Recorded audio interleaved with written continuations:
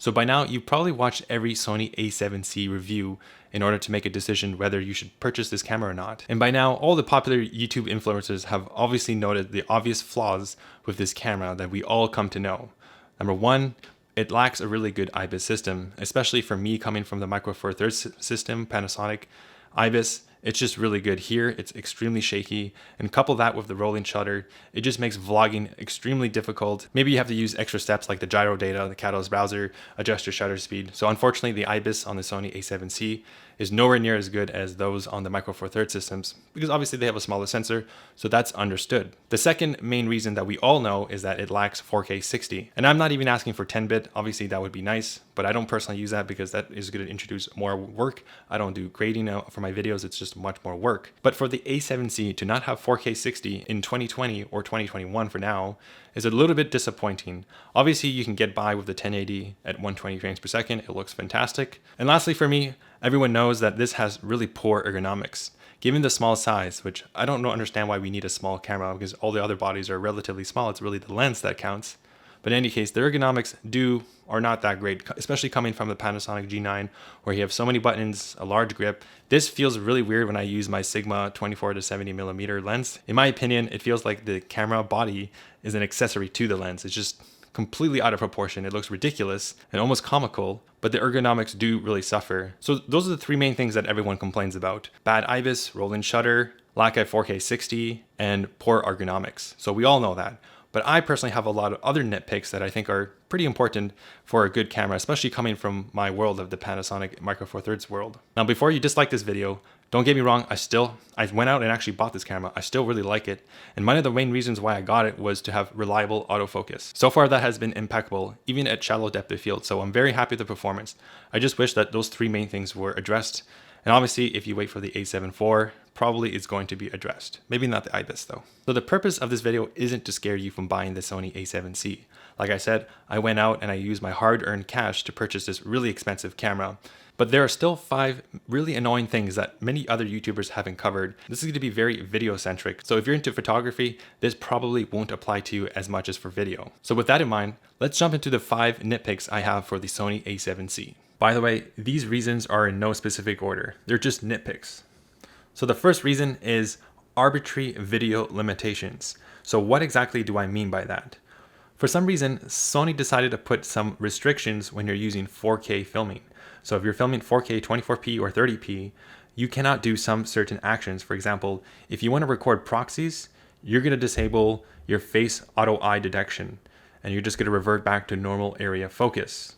Now, the normal area focus is pretty good. It's obviously not as good as the face detect, so it isn't too much of a big deal. Other things you lose is the auto exposure for your face. So if you're using multimeter to judge your exposure and you want to use auto exposure because maybe you're going from a dark place to a light place, it's nice to be able to just expose for your face. But if you're recording with proxies, or you've enabled Wi-Fi function such as connecting to your smartphone or your PC, and mind you, it's only when it's enabled. It's not when you're actually connected to the app. So if you're connected to your PC, your Mac, or your smartphone, whether or not you're connected, if it's on in the menu settings, you disable face detection and some other features like that. This also applies to the 120 frames per second at HD resolution. So the scenario is, for example, let's say you want to use your smartphone as a monitor. So you connect it using the smartphone option to your actual Sony A7C, and you want to have face eye detection. You're not going to have that. So I'm not sure why Sony has this limitation, and it might have to do with CPU limitation. There might be a hardware limit, but if they're purposely restricting this in the software so that they can promote their more expensive camera line of cameras, I think that's a really dirty move, and they should really enable this feature in a later firmware update. So for all these nitpicks that I'm listing, if you own an A7S3, the camera that literally costs double the price of this one, let me know if that camera, the A7S3, has the same limitations as the A7C. Now for the second feature, it's almost related to the first feature, but it's a little bit different. Now, for example, let's say I want to have my A7C connect to my smartphone to monitor, for example, and it's fantastic. That's a great feature. You don't need to go out and buy a really expensive monitor. You can just use the 5 gigahertz Wi-Fi connection, which is rather stable for your tablet or for your Android or iOS device. So you can see yourself, you can compose a shot. You don't have to look at the little flippy screen that's only 3 inches. Now that's a really useful feature, and like we know, it's limited and it limits other things like face eye detect. So let's say you use that feature very often, you have it on in the settings, But let's say you want to go to your PC or your Mac and use your A7C as a really nice fancy webcam, or maybe you want to control it with your Mac or your PC. You have to go into the menu, you have to disable the smartphones to off, and then you have to enable the PC connection. And that's just mind-blowing. So for some reason, the camera cannot detect whether I'm using the feature or not. I'm baffled by the engineering that Sony has brought in terms of software. You have to toggle between each mode. Let's say you want to go to a smartphone, so you have to enable that. If you want to switch back to PC, you have to turn off your smartphone and then go to the PC. And this isn't helpful if you have to go into the menu system and then navigate the menu and then swap them. So there's a lot of clicks, there's a lot of friction to get to actually utilize these features. And this is a really major downside because you're probably not going to use these amazing features. Maybe it's going to affect your workflow and you're just not going to use it. So that's really annoying. I really wish that I would fix this in a software firmware update. You know, coming from the Panasonic G9, you were able to have anything work. So for example, let's say I just want to connect it to my PC, it would just work automatically. Let's say I want to connect to my phone, it would just work automatically. I didn't have to enable it for it to work. You just press the button, the Wi-Fi button, and it connects. So it's a very weird limitation. I think it's really unfortunate. So the third major annoyance is the lack of Bluetooth support. Coming from the Panasonic G9, I was able to have a very simple remote shutter. So let's say I don't want to use the battery draining Wi-Fi monitor. You know, there's some downsides to using a Wi-Fi monitor on your smartphone. Let's say you just want a simple, let's say I'm pretty far away from the camera and I just want to hit the on and off switch, the remote shutter, using Bluetooth. Bluetooth is low energy. It doesn't eat up your battery as much, so it's nice to have that feature. You don't have to go out and buy an RI blaster, or you don't have to buy a Bluetooth, like really expensive $100 Bluetooth Sony remote, which they force you to do because they don't have this feature. So you can't simply just turn on Bluetooth on your A7C, open your phone and use it as a remote shutter via Bluetooth. As far as I know, the Bluetooth connection used in the A7C is simply used for linking your geographical location every time you take a picture, which for me is a very photographic type of feature that I'm not very interested in. I'm just really shocked that Panasonic has this amazing feature and Sony forces you to buy their proprietary Bluetooth remote or their vlogger remote. And worst of all, you don't have the IR blaster option, which is a much cheaper solution than the Bluetooth. And also a lot simpler because Bluetooth, it does require some more energy. It's nice to use an IR blaster.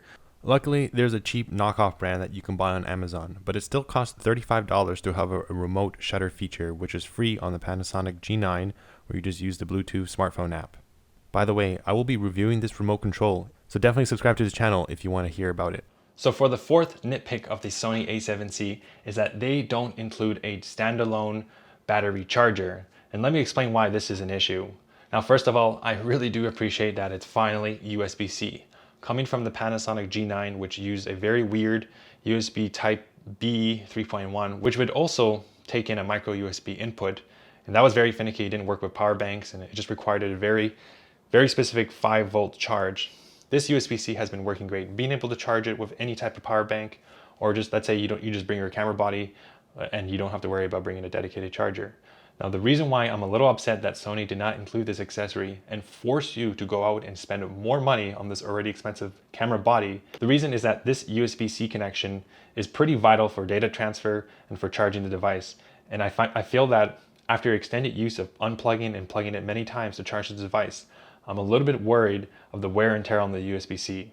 One thing I immediately noticed when I unboxed the A7C and I plugged in the USB cord to charge it was how wobbly it was. It seemed like a really loose connection. Now, I understand that most phones, USB-C devices have some give, some wiggle, but this seemed to have a little bit more. So let me know in the comments down below if you experience a similar type of issue with your USB-C connection on this particular camera. Now, I did contact the person at Henry's Canada and they said that this is normal, but to what extent is it normal? Because it seems rather wobbly. Now, perhaps I'm a little crazy and this fourth reason is a little insane, because perhaps it's going to be totally fine plugging the USB-C in and out many times, 1,000 times over the lifetime of this camera is going to be fine. There's going to be no wear and tear.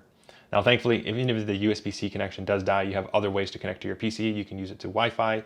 You can obviously charge the phone, but you have to go out and buy a third-party standalone charger. Just overall, I feel like this camera may not be built to last for a very long time based on these connection ports. And that's just my personal opinion. Maybe it's totally fine. Another thing that really concerns me is every time I plug in my microphone, I notice that the headphone jack, the port for it, is also very wobbly. And I've never experienced this before, not on my previous Panasonic cameras. So if you have a little bit of give, like a little too much, especially when you start plugging it in, it just feels very loose. And that is a very essential thing, because maybe they want you to go out and buy their proprietary shotgun mic which uses the hot shoe adapter. So maybe they want it to fail so that you have to go out and spend more money to buy, their more expensive proprietary microphones. Obviously, I'm making that up. That's probably a conspiracy. It just feels a little weird that this input headphone jack feels a little bit wobbly. Let me know in the comments if you experience a similar type of issues on Sony bodies. So my fifth major annoyment or nitpick is the menu back button. So this is something you're going to be using a lot. Let's say you're navigating through their menu system. Let's say you have to change from HD to 4K. There's no hotkey to do that. You have to go into the menu system, unlike the Panasonic menu system. Now, don't get me wrong, the menu system is pretty good. A lot of people said coming from other systems like the Panasonic, it'd be insane, like almost impossible, like very counterintuitive. Well, I found that the menu system was pretty good, but that back button right above the flippy screen is extremely annoying. Now, I did get used to it, and it's unfortunate, but I really wish that Sony would just be able to program one of those buttons on the side, let's say the garbage can, as a back button. I just don't understand. Like, that seems like a very easy software fix that they can do. I don't know why the ergonomics is so hard, because you're going to be diving into menus and you want to go back. You want to go back out. I don't understand how Sony has made something so simple a little more difficult to use day to day. So those are my 5 nitpicks for the Sony A7C. Not many other YouTube reviewers have covered, so I felt like I had to share my opinion on this. Having to navigate through the menu systems to switch between using this as a webcam, or let's say you want to tether via Wi-Fi on your PC or Mac, or you want to go to your smartphone, or if you use the monitor, then your auto eye detection, it just disappears. I think that's a really poor experience overall. And having these little quirks and annoyances may not seem a lot, but they do compound as they stack up. And on top of that, the 3 main issues, as I mentioned before, the IBIS and rolling shutter, the lack of 4K 60, and the poor ergonomics, just makes it really hard for me to recommend this camera to someone else unless you have a very specific use case. And in my case, I did have a very specific use case to use this. So anyways, that's it for this video. Please let me know if you have any other limitations with Sony bodies. Maybe I'm missing something that is really obvious. Please let me know in the comments down below. Or if you think this list is kind of crazy and I'm just nitpicking way too much and way too difficult for Sony, let me know about that. I'm really curious to know. Thanks for watching, and I'll see you in the next video.